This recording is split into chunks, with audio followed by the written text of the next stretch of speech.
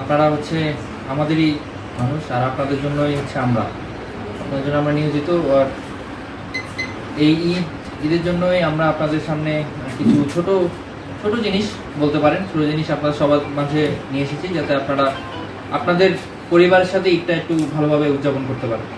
আবারও অগ্রিম ঈদ মোবারক।